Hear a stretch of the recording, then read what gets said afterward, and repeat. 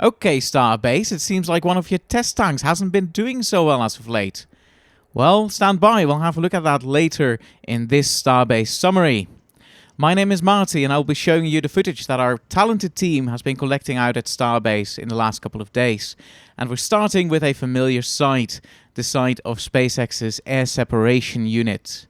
The company has been working on this new piece of infrastructure, as it will be very important for their operations in the future. And as you can see, they've brought out a couple of cranes. It seems that they're ready to lift some big or heavy equipment into place, and as part of that, they're unloading some materials. Now, oops, that doesn't look too well, but okay, it's probably fine. Yeah, as I was saying, it seems like they're now preparing to load some heavy equipment, and this is some of the rigging that they will be using to hook all that stuff up to these big cranes. The one in the background there, with the Liebherr brand on it, is SpaceX's very own LR 11000 crane, and that is the big boy crane out there. Yeah, it's just out of frame, but the company has also been bringing a smaller crane out there, and that is the one that's rising up right now. It's the LR 15,000, no, LR 1500. And yeah, when they're standing next to each other, you can really see the size difference there. Anyway, the company has already installed some infrastructure a few months ago. Specifically the blue square boxes that we just saw left of the cranes, and also the compressors that were installed next to them.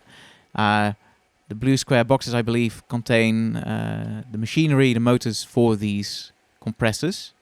But now it seems like they're going to get ready for lifting the real hardware. And getting the cranes in place is always a very precise and delicate operation. They want to prepare for these lifts and make sure that they can do it all safely. After all, they're lifting heavy and big equipment. Big equipment such as these tanks arriving, or a singular tank actually arriving at Starbase. And this is quite a big load. So, yeah, this is the tank that they're preparing to lift, I believe. You can see compared to the truck bed it's on, it's a big thing. Well, okay. This is Starbase. We're used to seeing big things being moved around.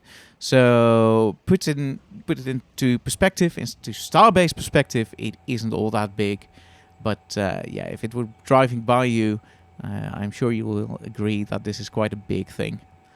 And it seems that this is what they were getting these cranes in place for, because now they're hooking it up to the cranes. And what you can see, I believe, is that they're hooking up both cranes. And indeed, you can see that here as well. Like the LR 11000, the big one is hooked up to the left side. And the LR 1500, the yellow one, the smaller one, is hooked up to the right side. So now they've lifted up, drive the truck out on the way. And yeah, this is a great size comparison to see how big that tank actually is compared to the truck that was driving underneath it. And this shot really gives some perspective of where the air separation unit is being built. It's right by the dunes, on, I believe, on the opposite side of the road compared to the launch pad itself. Yeah, it took me a while to figure that out, to be honest. But yeah, it's right out of the launch pad, but just on the other side of the road. And now you can see why they hooked it up to two cranes. The one crane, the small one, is attached to the bottom, and the big one to the top. And that means that they can slowly and carefully rotate it, break it over, turn it vertical. As always, a very slow and careful operation with these big pieces of equipment or structures, pieces of hunks of steel. But they're lifting it up, and it's going up now to be hoisted in place, I think. And you can really see that big crane coming in handy there. If this is real time, it's moving around quite quickly here. But as soon as they get close to the ground, which is now, they will slow it down to make sure that they can put it in place very precisely. And you can see that happening here. Especially if you look at the people walking around, it's very clear that they've slowed down because the people are moving way faster than they would in real life. And I think you can see there by the people's feet, the workers' feet, that there are bolts sticking up out of the ground. They're trying to put this tank structure down onto these bolts very precisely. Most likely so they can bolt it down to the floor, make sure that it doesn't go anywhere, and is in the precise and exact right place. This was some of the local wildlife, the birds, of course captured by our very own resident bird fan, Gage. And meanwhile, we're looking at the launch site, the original launch tower, Tower 1 specifically. We're looking at it through what's left of the tank farm, and they're now taking off some panels from the tower, it looks like. So these panels, you can see they're quite rusty, quite battered from the launches that have taken place from this pad. But now they're going to tear down most of the pad, or they've already been doing that, and they're going to refurbish all it to support the new and upcoming versions of Starship in the next few years. Of course, the old versions of Starship, the first 11 flights launched from this pad, and not much of that pad is left now. There used to be a big steel and concrete donut on stilts. That was the launch pad, and now they're working on preparations for foundations, drilling some piles, it looks like, for the new launch mount that's going to replace it.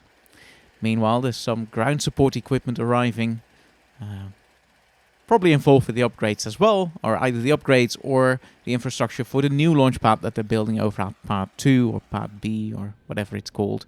We're calling it Pad 2, and you can see it here on the screen right now. So this looks much more finished than the other one, and it's not finished completely yet. They're still working on it. You can see some workers on the launch mount itself. We're zooming in on them right now, okay. So yeah, they're still working on it. Don't know what they're doing right now. But slowly but surely, SpaceX is inching closer towards getting this pad ready for flight. Meanwhile, they're working on the Chopsticks, the arms that will catch the super heavy boosters. They will also lift the rocket pads onto the launch mount and stack them ahead of launch. They're doing something on the end there, I'm not quite sure what. Okay, they're also building a perimeter wall around this launch pad too. You can imagine that SpaceX doesn't mind that it will obscure a thing or two from our view. Of course, we don't like that too much, but the main function of this wall is to protect some of the infrastructure from all the dust and debris and whatever is released from underneath the launch mount and near the rocket upon launch. Obviously, this is going to be a very sturdy wall. You can see them now pouring in concrete using one of these concrete pumps. And they're pouring it into the forms, so that wall set in place. Meanwhile, we're back at the village, at the Boca Chica village, or Starbase, I suppose, where they're working on apartment buildings for the SpaceX employees. And apparently they're also doing something in front of these apartment buildings from at least the perspective we were looking at just a few seconds ago. Moving over further west to the Sanchez site, which is where they store a lot of equipment, but also work on pieces of infrastructure that will be going up on the launch mount very soon. And apparently some part of it needed some persuading with a big hammer. Now even further west to the Masseys test site, where we're just seeing some tests of the S39.1, the Starship test tank. S39.1, so it's a Starship test tank for the Starship aft section where the engines will be installed. Meanwhile, they're also working on this truss structure around the static fire stand where the ships will be tested later. It's still a bit of a mystery structure to us. We don't really know what they're going to use it for, But we've seen the structure going up, and they're installing stairs and all kinds of equipment on it, so they've probably got some plans for it. Moving back to the test tanks, these are B18.1 on the left and 18.3 on the right. 18.1 is a test tank for the booster aft end, and 18.3 is a test tank for the booster forward end. So this is the one for the aft end, just on the right there with the truss structure. The hot staging ring is the 18.3 forward end test tank. And I think we're zooming in on the thing that's stacked on top of it right now. So on top of this test tank is a ship aft ring, simulator ring, and they're going to pull it down with this massive structure and the rods that are connecting it to the structure below. And there we go. So this is the first test with all the rods in place, and well, it seems like that's not going too well. So you can see the structure is compressing quite a lot, and also a few things seem to be crumpling. And if we zoom in onto the thing right now, you can see it on the left. It certainly looks a bit damaged. Now, of course, we're not strange to seeing SpaceX test things to destruction, but usually they don't really do it on the first try, I don't think.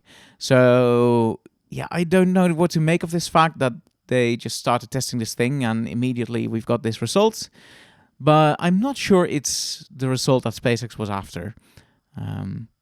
Anyway, without them saying anything, we are not sure what to make of this and whether this is good or bad. So I suppose we just need to wait for SpaceX releasing some more details about this test and whether this was actually part of the plan or not. Anyway, they're also still working on the road to Masseys. They were paving it with concrete. And meanwhile, this is a booster cryo stand that's ready to be moved from Masseys back to the production site. So this is the stand that the boosters are cryo tested on, and for some reason it was hanging out at Masseys, and now it's being moved back under the usual escort by SpaceX security and of course the sheriff. So it's now turning back onto home base, it seems, ready for whatever SpaceX is planning to put on it next. It might be Booster 19, who knows. Well, this isn't Starbase, this is Norway. Well, this is a photo submitted by Das, who is there with the team to support the ISAR Spectrum launch. So if you were wondering why Das hasn't had time to appear on the Starbase summaries as of late, that's why. But he will be back. But for now, this has been a Starbase summary. Thank you for watching, and be awesome, everyone.